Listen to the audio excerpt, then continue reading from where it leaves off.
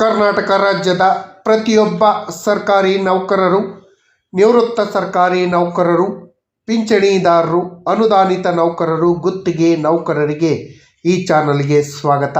ಕರ್ನಾಟಕ ರಾಜ್ಯದಲ್ಲಿರುವಂಥ ಪ್ರತಿಯೊಬ್ಬ ಸರ್ಕಾರಿ ನೌಕರರಿಗೆ ಹಾಗೂ ಕೆಲವೊಂದು ನಿವೃತ್ತ ಸರ್ಕಾರಿ ನೌಕರರಿಗೆ ರಾಜ್ಯ ಸರ್ಕಾರ ಒಂದಲ್ಲ ಎರಡೆರಡು ಬಂಪರ್ ಗಿಫ್ಟನ್ನು ಕೊಟ್ಟಿದೆ. ಎರಡು ಶುಭ ಸುದ್ದಿಯನ್ನು ಕೊಟ್ಟಿದೆ. ರಾಜ್ಯ ಸರ್ಕಾರದಿಂದ ಮಹತ್ವದ ಆದೇಶ ಬಂದಿದೆ. ಇದರಿಂದ ಸರ್ಕಾರಿ ನೌಕರರಿಗೆ ಆಗುವಂಥ ಉಪಯೋಗವೇನು, ಇನ್ನು ಮುಂದೆ ಸರ್ಕಾರಿ ನೌಕರರಿಗೆ ಫುಲ್ ನೆಮ್ಮದಿ, ಯಾವುದೇ ತೊಂದರೆ ಇಲ್ಲ, ಸಂಪೂರ್ಣ ಭಾರಿ ಲಾಭದ ಮಾಹಿತಿಯನ್ನು ತೆಗೆದುಕೊಂಡು ಬಂದಿದ್ದೀನಿ. ಈ ಮಾಹಿತಿಯನ್ನು ತಮ್ಮ ಮುಂದೆ ಶೇರ್ ಮಾಡೋದಕ್ಕಿಂತ ಮುಂಚಿತವಾಗಿ ಯಾರೆಲ್ಲ ಈ ಚಾನಲ್ಗೆ ಸಬ್ಸ್ಕ್ರೈಬ್ ಆಗಿಲ್ಲ, ದಯವಿಟ್ಟು ಕೆಳಗಡೆ ಕಾಣ್ತಾ ಇರೋಂಥ ಸಬ್ಸ್ಕ್ರೈಬ್ ಬಟನನ್ನು ಒತ್ತಿ ಬೆಲ್ ಐಕಾನನ್ನು ಕ್ಲಿಕ್ ಮಾಡಿ ಆಲ್ ಅಂತ ಮಾಡಿ ನೀವು ಫೇಸ್ ಮಾಡ್ತಾ ಇರೋಂಥ ಎಲ್ಲ ಪ್ರಾಬ್ಲಮ್ಗಳನ್ನು ಖಚಿತವಾಗಿ ಲೀಗಲ್ ಆಗಿ ಸಾಲ್ವ್ ಮಾಡ್ಕೊಳ್ಳೋಕ್ಕಿರೋಂಥ ಉತ್ತಮ ವೇದಿಕೆ ಸರ್ಕಾರಿ ನೌಕರ ಮಿತ್ರ ಯೂಟ್ಯೂಬ್ ಚಾನಲ್. ಈ ಯೂಟ್ಯೂಬ್ ಚಾನಲ್ಗೆ ಜಾಯ್ನ್ ಆಗಿ. ಸ್ನೇಹಿತರೆ, ಸರ್ಕಾರ ನೌಕರರಿಗೆ ನೀಡಿರುವಂಥ ಎರಡೆರಡು ಬಂಪರ್ ಗಿಫ್ಟ್ಗಳು ಏನು, ರಾಜ್ಯ ಸರ್ಕಾರದ ಕೊಡುಗೆಗಳು ಏನು ಅನ್ನೋದ್ರ ಬಗ್ಗೆ ವಿವರವಾದ ಮಾಹಿತಿ ಇಲ್ಲಿದೆ ನೋಡಿ. ಕರ್ನಾಟಕ ರಾಜ್ಯದಲ್ಲಿ ಕೆಲಸ ಮಾಡ್ತಿರುವಂಥ ಸರ್ಕಾರಿ ನೌಕರರಿಗೆ ಕರ್ನಾಟಕ ರಾಜ್ಯದ ಸರ್ಕಾರ ಒಂದು ಗೆಜೆಟ್ ನೋಟಿಫಿಕೇಷನನ್ನು ಹೊರಡಿಸಿತ್ತು. ಈ ಗೆಜೆಟ್ ನೋಟಿಫಿಕೇಷನ್ನಲ್ಲಿ ಸರ್ಕಾರಿ ನೌಕರರ ವಿರುದ್ಧದ ಅನಾಮಧೇಯ ಅರ್ಜಿಗಳನ್ನು ಯಾವ ರೀತಿಯಲ್ಲಿ ವಿಚಾರಣೆ ಮಾಡಬೇಕು ಅನ್ನೋದ್ರ ಬಗ್ಗೆ ವಿವರವಾದ ಮಾಹಿತಿಯನ್ನು ತಿಳಿಸ್ಕೊಟ್ಟಿತ್ತು. ಇದನ್ನು ನಿಮ್ಮ ಮುಂದೆ ತಿಳಿಸೋಕ್ಕಿಂತ ಮುಂಚಿತವಾಗಿ ಸರ್ಕಾರಿ ನೌಕರರಿಗೆ ಸಿಕ್ಕಿರುವಂಥ ಎರಡು ಗುಡ್ ನ್ಯೂಸ್ಗಳು ಏನು, ಆ ಗುಡ್ ನ್ಯೂಸಲ್ಲಿ ಏನೇನು ಇದೆ, ಅದರಿಂದ ಸರ್ಕಾರಿ ನೌಕರರಿಗೆ ಏನು ಉಪಯೋಗ ಆಗುತ್ತೆ ಅನ್ನೋದ್ರ ಬಗ್ಗೆ ವಿವರವಾದ ಮಾಹಿತಿಯನ್ನು ತಮ್ಮ ಮುಂದೆ ಶೇರ್ ಮಾಡ್ತೀನಿ. ಸ್ನೇಹಿತರೆ, ಸರ್ಕಾರಿ ನೌಕರರು ನಿಶ್ಚಿಂತವಾಗಿ ಇರ್ಬೋದು, ನಿಶ್ಚಿಂತವಾಗಿ ಕೆಲಸವನ್ನು ಮಾಡ್ಬೋದು. ಆಧಾರರಹಿತವಾದ ದೂರುಗಳಿಗೆ ಬೀಳಲಿದೆ ಬ್ರೇಕ್. ನೆಮ್ಮದಿಯಿಂದ ಕೆಲಸ ಮಾಡಲು ಸರ್ಕಾರ ಕೂಡ ಸಾಥನ್ನು ನೀಡುತ್ತೆ, ಸರ್ಕಾರಿ ನೌಕರರ ಪರವಾಗಿರುತ್ತೆ ಅನ್ನೋದು ಒಂದು ಸುದ್ದಿ. ಅದರ ಜೊತೆಯಲ್ಲಿ ಸರ್ಕಾರಿ ನೌಕರರ ಹಿತರಕ್ಷಣೆಗೆ ಸರ್ಕಾರ ಪ್ರಮುಖವಾದ ನಿರ್ಧಾರವನ್ನು ಕೈಗೊಂಡಿದೆ. ಅನಾಮಧೇಯ ದೂರುಗಳನ್ನು ರದ್ದುಪಡಿಸ್ತಿದೆ. ಇನ್ನು ಮುಂದೆ ಹೆಸರು ವಿಳಾಸವಿಲ್ಲದೆ ಪೂರಕ ದಾಖಲಾತಿಗಳು ಇಲ್ಲದ ದೂರುಗಳ ವಿರುದ್ಧ ಸರ್ಕಾರಿ ನೌಕರರ ವಿರುದ್ಧ ವಿಚಾರಣೆಯನ್ನು ನಡೆಸುವಂತಿಲ್ಲ, ತನಿಖೆ ನಡೆಸುವಲ್ಲ ಅಂತ ಹೇಳಿ ಆದೇಶವನ್ನು ಮಾಡಿದೆ. ಕ್ಯಾಶ್ಲೆಸ್ ಟ್ರೀಟ್ಮೆಂಟ್, ಆರೋಗ್ಯ ಸಂಜೀವಿನಿ ಯೋಜನೆ ಚಿಕಿತ್ಸೆಗೆ ಅಸಹಕಾರವನ್ನು ನೀಡಿದಂಥ, ಕೋಆಪರೇಟ್ ಮಾಡದೇ ಇರುವಂಥ ಸರ್ಕಾರಿ ಆಸ್ಪತ್ರೆಗಳ ವಿರುದ್ಧ ಕಠಿಣ ಕ್ರಮವನ್ನು ಕೈಗೊಳ್ಳಲಾಗುವುದು ಅಂತ ಹೇಳಿ ಸ್ಟ್ರಿಕ್ಟಾಗಿ ಸರ್ಕಾರ ಆದೇಶ ಮಾಡಿದೆ. ಇದು ಕೂಡ ಸರ್ಕಾರಿ ನೌಕರರಿಗೆ ಹಾಗೂ ಕುಟುಂಬ ವರ್ಗದವರಿಗೆ ಗುಡ್ ನ್ಯೂಸ್ ಅಂತಲೇ ಹೇಳ್ಬೋದು. ವೈಯಕ್ತಿಕ ದ್ವೇಷಕ್ಕಾಗಿ ಯಾವುದೇ ದೂರುಗಳಿಗೆ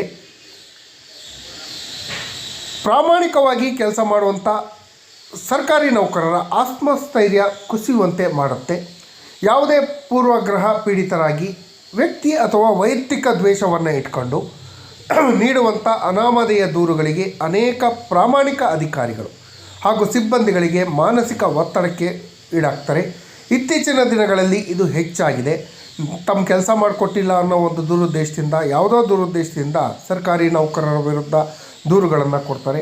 ಇಂತಹ ಕಿರುಕುಳಕ್ಕೆ ಬ್ರೇಕ್ ಹಾಕಲು ಕರ್ನಾಟಕ ಸರ್ಕಾರ ಮಹತ್ವದ ಹೆಜ್ಜೆಯನ್ನು ಇಟ್ಟಿದೆ. ಚಿತ್ರದುರ್ಗದಲ್ಲಿ ನಡೆದ ಜಿಲ್ಲಾ ಸಮಾವೇಶದಲ್ಲಿ ಅಪರ ಜಿಲ್ಲಾಧಿಕಾರಿಯವರ ಕುಮಾರಸ್ವಾಮಿರವರು ಸರ್ಕಾರಿ ನೌಕರರ ಪರವಾಗಿ ನಿಂತಿದ್ದು ಅನಾಮಧೇಯ ದೂರುಗಳ ಕುರಿತಾಗಿ ಕಟ್ಟುನಿಟ್ಟಿನ ಸೂಚನೆಯನ್ನು ನೀಡಿದರೆ, ಅನಾಮಧೇಯ ದೂರುಗಳಿಗೆ ಇನ್ನು ಮುಂದೆ ಯಾವುದೇ ಬೆಲೆ ಇಲ್ಲ. ಸರ್ಕಾರ ಈಗಾಗಲೇ ಹೊರಡಿಸಿರುವಂಥ ಸುತ್ತೋಲೆಯಲ್ಲಿ ಯಾವುದೇ ಸರ್ಕಾರಿ ನೌಕರನ ವಿರುದ್ಧ ದೂರು ಬಂದಾಗ ಮೊದಲು ದೂರುದಾರರ ಹೆಸರು ವಿಳಾಸವನ್ನು ಖಚಿತಪಡಿಸ್ಕೊಳ್ಬೇಕು. ಅವರು ಕೊಟ್ಟಿರೋರು ಸತ್ಯವಾದ ವ್ಯಕ್ತಿಯ ಅನ್ನೋದನ್ನು ಖಚಿತಪಡಿಸ್ಕೊಳ್ಬೇಕು. ಖಚಿತಪಡಿಸಿಕೊಂಡ ನಂತರ ಇದನ್ನು ವಿಚಾರಣೆಗೆ ಕೈಗೊಳ್ಳಬೇಕು. ದಾಖಲಾತಿಗಳು, ರೆಕಾರ್ಡ್ಸ್ಗಳು ಕಡ್ಡಾಯ. ದೂರು ನೀಡುವ ವ್ಯಕ್ತಿಯ ಆರೋಪಕ್ಕೆ ಪೂರಕವಾದ ದಾಖಲಾತಿಗಳನ್ನು ಒದಗಿಸಬೇಕು. ಮೇಲ್ನೋಟಕ್ಕೆ ಆರೋಪ ಸಾಬೀತಾಗುವ ದಾಖಲಾತಿಗಳು ಇದ್ದಾಗ ಮಾತ್ರ ಪ್ರಿಲಿಮಿನರಿ ಎನ್ಕ್ವೈರಿಯನ್ನು ಮಾಡಬೇಕು, ಪ್ರಾಥಮಿಕ ವಿಚಾರಣೆಯನ್ನು ನಡೆಸಬೇಕು ಅಂತ ಹೇಳಿ ತಿಳಿಸಿದೆ. ನೇರವಾಗಿ ಯಾವುದೇ ಕ್ರಮವನ್ನು ಕೈಗೊಳ್ಳುವಂತಿಲ್ಲ ಅಂತ ಕೂಡ ಸರ್ಕಾರ ತಿಳಿಸಿದೆ. ಕೇವಲ ಪತ್ರ ಹಾಗೂ ಅನಾಮಧೇಯ ದೂರು ಆಧಾರದ ಮೇಲೆ ನೌಕರನ ವಿರುದ್ಧ ನೇರವಾಗಿ ತನಿಖೆಗೊಳಿಸಪಡಿಸುವುದು ನಿಯಮಬಾಹಿರ, ರೂಲ್ಸ್ ವೈಲೇಷನ್ ಆಗತ್ತೆ ಅಂತೇಳಿ ಎಚ್ಚರಿಸಿದೆ. ಅದರ ಜೊತೆಯಲ್ಲಿ ಕರ್ನಾಟಕ ಆರೋಗ್ಯ ಸಂಜೀವಿನಿ ಯೋಜನೆ ಆಸ್ಪತ್ರೆಗಳಿಗೆ ಬ್ರೇಕ್. ರಾಜ್ಯ ಸರ್ಕಾರಿ ನೌಕರರ ನಗದು ರಹಿತ ಆರೋಗ್ಯ ಚಿಕಿತ್ಸೆ ನೀಡುವಂತಹ ಕರ್ನಾಟಕ ಆರೋಗ್ಯ ಸಂಜೀವಿನಿ ಯೋಜನೆಗಳಿಗೆ ಅಸಹಕಾರ ನೀಡಿರುವಂಥ ಆಸ್ಪತ್ರೆಗಳ ವಿರುದ್ಧ ಸರ್ಕಾರ ಕೂಡ ಗರಂ ಆಗಿದೆ. ಆ ಆಸ್ಪತ್ರೆಗಳಿಗೆ ಎಚ್ಚರಿಕೆಯನ್ನು ನೀಡುವಂಥ ಕೆಲಸವನ್ನು ಮಾಡಿದೆ. ಚಿಕಿತ್ಸೆ ನಿರಾಕರಣೆ, CGHS ದರ ಕಡಿಮೆ ಇದೆ ಅಂತ ಹೇಳಿ ನೆಪ ಹೇಳಿ ಚಿಕಿತ್ಸೆ ನೀಡಲು ನಿರಾಕರಿಸುವ ಆಸ್ಪತ್ರೆಗಳ ವಿರುದ್ಧ ಶಿಸ್ತು ಕ್ರಮವನ್ನು ಜರುಗಿಸಲಾಗುವುದು. ನೌಕರರ ದೂರುಗಳನ್ನು ಸ್ವೀಕರಿಸಲು ಜಿಲ್ಲಾ ಮಟ್ಟದಲ್ಲಿ ಜಿಲ್ಲಾ ಕುಷ್ಠರೋಗ ನಿವಾರಣಾ ಅಧಿಕಾರಿಗಳನ್ನು ನೇಮಕ ಮಾಡಲಾಗಿದೆ. ಅಲ್ಲಿ ನೀವು ದೂರುಗಳಿಗೆ ಸಂಬಂಧಪಟ್ಟ ಹಾಗೆ ದಾಖಲಾತಿಗಳನ್ನು ಸಲ್ಲಿಸಿ ದೂರನ್ನು ನೀಡಬಹುದು. ಏನು ಪ್ರಮುಖ ಅಂಶಗಳು ಅಂತ ಹೇಳಿದರೆ, ಮೊದಲೇ ಹೇಳಿದಾಗೆ ಅನಾಮಧೇಯ ಅರ್ಜಿಗಳಿಗೆ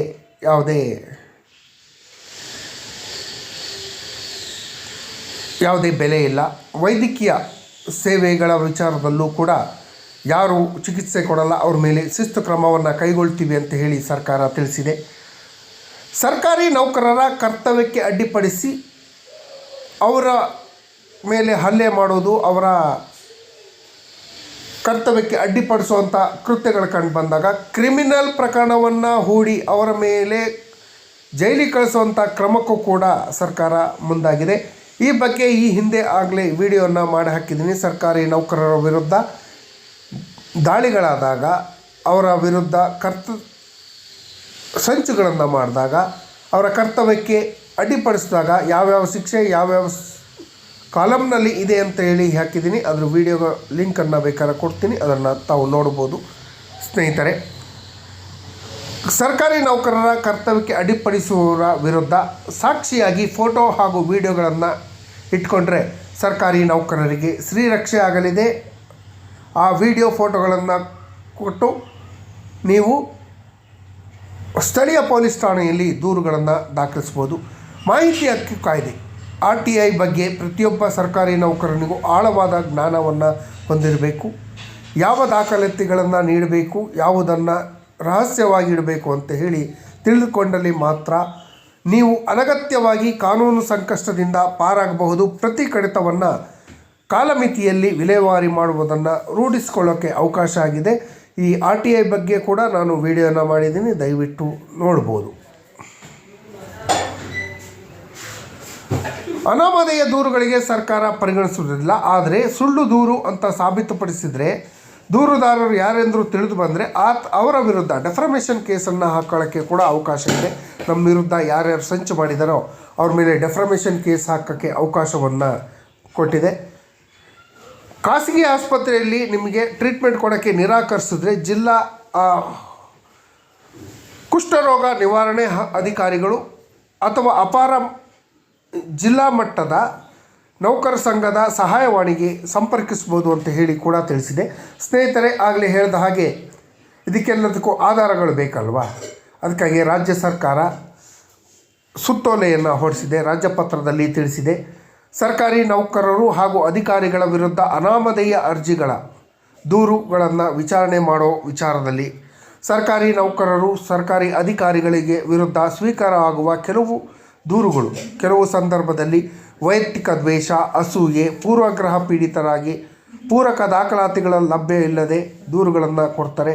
ಇದರಿಂದಾಗಿ ಸರ್ಕಾರಿ ನೌಕರರ ಮಾನಸಿಕ ಒತ್ತಡದ ಮೇಲೆ ಪರಿಣಾಮ ಬೀರುತ್ತೆ ಹಾಗೂ ದೈನಂದಿನ ಕೆಲಸ ಕಾರ್ಯಗಳಿಗೆ ಮುಕ್ತ ಹಾಗೂ ನಿರ್ಭೀತವಾಗಿ ಕೆಲಸ ನಿರ್ವಹಿಸೋಕ್ಕೆ ತೊಂದರೆ ಆಗುತ್ತೆ. ಆ ಉದ್ದೇಶದಿಂದ ಸರ್ಕಾರ ಒಂದು ಕಠಿಣವಾದ ನಿರ್ಧಾರವನ್ನು ಕೈಗೊಂಡಿದೆ ಅಂತಲೇ ಹೇಳ್ಬೋದು. ಯಾವುದೇ ಒಬ್ಬ ಸರ್ಕಾರಿ ನೌಕರರ ವಿರುದ್ಧ ನಕಲಿ ಹೆಸರು, ನಕಲಿ ವಿಳಾಸದಲ್ಲಿ ಒಳಗೊಂಡ ದೂರುಗಳನ್ನು ಸಲ್ಲಿಸಿದರೆ ಸರ್ಕಾರಿ ನೌಕರರು ಹಾಗೂ ಅಧಿಕಾರಿಗಳು ಗಳಿಗೆ ಸಂಬಂಧಪಟ್ಟ ಹಾಗೆ ಅವರಿಗೆ ಒಂದು ರಕ್ಷಣೆ ಕೊಡಬೇಕು ಅನ್ನೋ ಉದ್ದೇಶಕ್ಕಾಗಿ ಸರ್ಕಾರ ಈ ಆದೇಶವನ್ನು ಹೊರಡಿಸಿದೆ. ಪೂರಕ ದಾಖಲಾತಿ ಒದಗಿಸಿದ ನಂತರ ದೂರುದಾರರು ಆರೋಪವನ್ನು ಸಾಬೀತುಪಡಿಸಬೇಕು. ಆರೋಪವು ಮೇಲ್ನೋಟಕ್ಕೆ ಕಂಡುಬಂದಿದೆ ಅಂತಹ ದೂರುಗಳನ್ನು ಮಾತ್ರ ಪ್ರಾಥಮಿಕ ವಿಚಾರಣೆಗೆ ಪರಿಗಣಿಸಬೇಕು. ಅಂತ ಹೇಳಿ ತಿಳಿಸಿದೆ. ಈ ಸೂಚನೆ ಸಚಿವಾಲಯದ ಎಲ್ಲ ಕಾರ್ಯದರ್ಶಿಗಳಿಗೆ ಹಾಗೂ ಇಲಾಖಾ ಮುಖ್ಯಸ್ಥರಿಗೆ ಕಳಿಸಿದೆ. ಇದನ್ನು ಇಲಾಖಾ ಮುಖ್ಯಸ್ಥರು ಪ್ರತಿಯೊಬ್ಬ ಸರ್ಕಾರಿ ನೌಕರರಿಗೂ ತಿಳಿಸುವಂಥ ಕೆಲಸವನ್ನು ಮಾಡಬೇಕು.